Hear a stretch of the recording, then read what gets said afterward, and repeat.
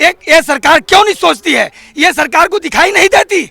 सरकार को बड़े बड़े अंबानी अडानी मंदिर मस्जिद दिखाई देती है। एक गरीब भारत का जनता, महिलाओं, आदिवासी हमारी शोषण हो रहा है और सरकार कहती है कि हमारी अच्छी दिन। आज अमृतकाल होता तो दिल्ली में हम लोग, एक गरीब जनता, आदिवासी महिलाएं, आदिवासी के नाम लेते हैं, आदिवासी हमारे राष्ट्रपति हैं, कहाँ है? तो शोषण सबसे ज्यादा मानदेय कर्मी का है। केंद्र सरकार हमारे साथ धोखाधड़ी कर रही है। उन्होंने 60 रुपये में इस महंगाई के ज़माने में क्या करेगी?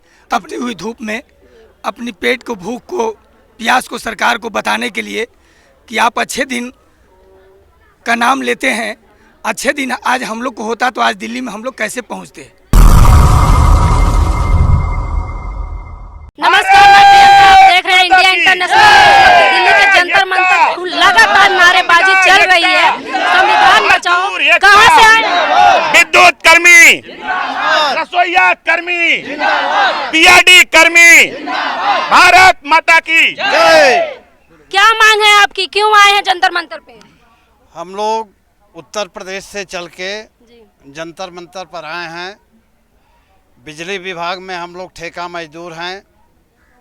बिजली विभाग में कर्मचारी खंभे पर चढ़ के काम करता है, कोई सुरक्षा उपकरण नहीं है, ऊपर ही जलता है, जल के नीचे गिरता है, मर जाता है। इलाज कराने के लिए भी कोई तैयार नहीं है। हमारा कार्य लाइनमैन का है, नियमित प्रकार का कार्य है और नियमित प्रकार के कार्यों में कॉन्ट्रैक्ट एक्ट लागू नहीं है। इसलिए हम लोगों की ये मांग है कि उत्तर प्रदेश पावर कॉरपोरेशन के अंतर्गत आउटसोर्सिंग के माध्यम से कार्य कर रहे कर्मचारियों को मस्टरोल व्यवस्था के तहत समायोजित कर समान कार्य का समान वेतन दिया जाए, या एक ही कार्य को 2 कंपनियों से तैनात कर्मचारियों को समान कार्य दिया जाए। बिजली विभाग में सैनिक कल्याण निगम से जो कर्मचारी तैनात होते हैं उनका 29,000 का अनुबंध होता है। जो संविदाकारों के माध्यम से तैनात होते हैं उनका 13,000 का अनुबंध होता है, जबकि दोनों का कार्य एक ही है, दोनों ही एक ही प्रकार के कर्मचारी है। उत्तर प्रदेश के माननीय मुख्यमंत्री जी कहते हैं कि जीरो टॉलरेंस की सरकार है। यहाँ पर कहाँ जीरो टॉलरेंस दिखाई दे रहा है? काम हम लाइनमैन का कर आप रहे उत्तर प्रदेश से हैं, राम राज्य चल रहा है उत्तर प्रदेश में, अमृतकाल चल रहा है। राम राज्य चल रहा है, इसीलिए लाइनमैन का काम करते हैं। ऊपर से गिरते हैं, नीचे मर जाते हैं, अनुबंध होता है, लेबर का काम लिया जाता है लाइनमैन का। यही राम राज्य है, यही जीरो टॉलरेंस है। अभी 4 माह पहले 22 करोड़ रुपए का ईपीएफ में घोटाला हो गया इसी राम राज्य में। तो ये सारा राम राज्य ही है। राम राज्य में ही ऐसे कृत्य होते हैं। जहाँ राम राज्य नहीं आप लोग खुश नहीं है राम राज्य से? खुश तो हैं, बता तो रहे हैं कि लाइनमैन का काम करते हैं, लेबर का अनुबंध होता है, तनख्वाह मिलना चाहिए। 29,000 मिल रहा है, 8,000 और 10,000, उसमें भी कहीं डिस्कनेक्शन कराइए, कहीं बिल वितरण करिए, कहीं खंभे पर चढ़ के काम करिए, कहीं सब स्टेशन की ऑपरेटिंग करिए।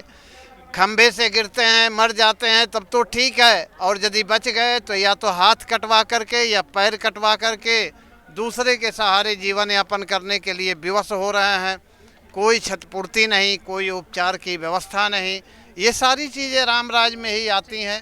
तो अब इससे बड़ा राम राज्य क्या होगा? यही आप तमाम मुद्दे देखेंगे। जब राम राज्य की बात आती है, अमृतकाल की बात आती है, तब धरातल पे आप देखेंगे जंतर मंतर पे तो कहीं पे मानदेय नहीं मिल रहा है, तो कहीं पे साइकिल यात्रा निकाली जा रही है। हक दो साइकिल यात्रा, आशीष दिखाइए, हक दो साइकिल यात्रा क्या है सर? ये मुद्दा आपका बताइए। संविदा निविदा मजदूर कर्मचारियों का जो पूरे देश के अंदर शोषण हो रहा है, उस शोषण के खिलाफ हम यहाँ से जनमानस को जगाने के साथ साथ जनप्रतिनिधि यहाँ पर बैठे प्रशासन के अधिकारियों को जगाते हुए आए हैं। उत्तर प्रदेश के जनपद बरेली से लेकर के और दिल्ली के राजघाट बापू की समाधि पर कल पुष्पांजलि देने के बाद में हमारे साइकिल यात्रा का विराम मात्र है। आगे आने वाले समय में इसकी आवश्यकता पड़ी तो हमारे जितने भी सहयोगी हैं, हमारे इस से संयोजक भाई हर्षवर्धन जी, भाई हरीश जी और हमारे उनके तमाम साथी जिन्होंने साइकिल यात्रा में अपना भूखे रह करके इस तपती हुई दोपहरी में अपना बदन को तपा करके जो साथ दिया है। मैं पूरे देश के संविदा निविदा कर्मचारियों से, मजदूरों से आग्रह और अपील आपके चैनल के माध्यम से करना चाहूँगा कि आओ, निकलो इन बंद मकानों से और जंग लड़ो बेईमानों से।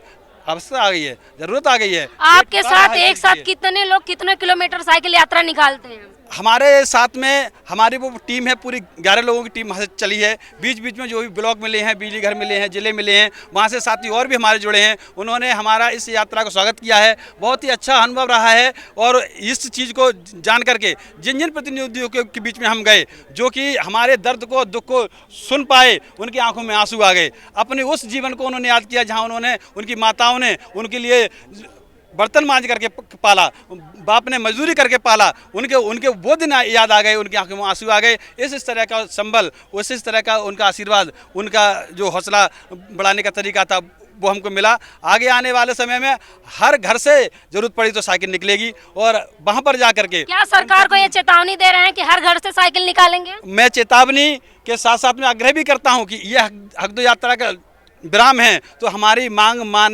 मान करके, हमारी मांगों को भी मान करके आप इन चीज़ों पर जो शोषण है, ये जो हमारा शोषण अब आर्थिक, राजनीतिक, सामाजिक कर रहे हैं, उस पर भी आप विराम लगाओ। तो साइकिल यात्रा का कहाँ शोषण हो रहा है? किस किस प्रकार का शोषण है, बताइए। देखिए, शोषण की बात की जाए तो शोषण सबसे ज़्यादा मानदेय कर्मी का है, जो कि इस समय चरम पे पहुंच चुका है।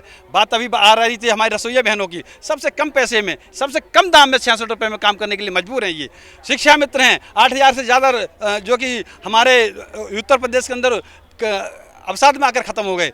तमाम राज्यों में तमाम बिजली कर्मी हमारे ऐसे हैं जो खंभे से लेकर के ऊपर जा करके नीचे करके उनके इलाज को पैसे नहीं दिए गवर्नमेंट ने। उनकी जो कि डेड बॉडी थी, उनके अंतिम संस्कार के लिए भी पैसे उनके पास में नहीं थे। बताओ, ये बताओ कहाँ शोषण नहीं है?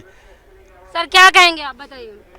मैं यही कहूँगा आपके मीडिया चैनल के माध्यम से कि जो हम लोगों ने छत्तीसगढ़ से चलकर आज राजधानी में हम लोग पहुँचे हैं, इस तपती हुई धूप में, अपनी पेट को, भूख को, प्यास को सरकार को बताने के लिए कि आप अच्छे दिन का नाम लेते हैं।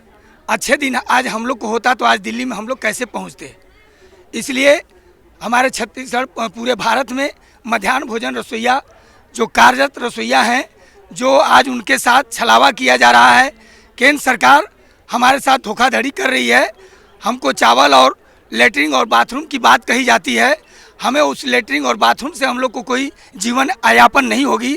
हम जो काम करते हैं, जो हक काम करते हैं, वो हक हमें देनी चाहिए सरकार को, जो हमें नहीं मिल रहा है। आप चैनल के माध्यम से ये बताना चाहता हूँ कि आज के दौर में 60 रुपया मजदूरी हमारे रसोइयों बहनों को मिलता है। उस रसोइयों बहनों ने 60 रुपये में इस महंगाई के ज़माने में क्या करेगी? अपने बच्चे को खिलाएगी कि अपने पति को खिलाएगी कि अपने घर को चलाएगी कि अपनी गृहस्थी को चलाएगी? ये सरकार क्यों नहीं सोचती है? ये सरकार को दिखाई नहीं देती? सरकार को बड़े बड़े अंबानी, अडानी, मंदिर, मस्जिद दिखाई देती है। एक गरीब भारत का जनता, महिलाओं, आदिवासी, हमारी शोषण हो रहा है और सरकार कहती है कि हमारी अच्छी दिन आएगा, अच्छा दिन आएगा तुम लोग को।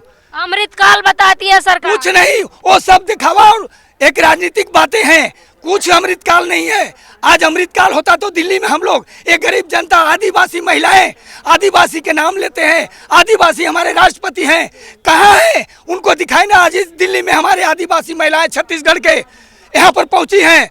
आज मैं पूछना चाहता हूँ को आदिवासी हमारे राष्ट्रपति महोदय आए और हमारे देखें कि हमारे आदिवासी, उनकी बहनें अपनी भूख प्यास को मिटाते हुए इस धूप में, जलती हुई धूप में दिल्ली में पहुंची अपने हक मांगने के लिए। जो आज हमारी सरकार सुनती तो हमारा पेट भरता, तो मैं क्यों यहाँ पहुँचता।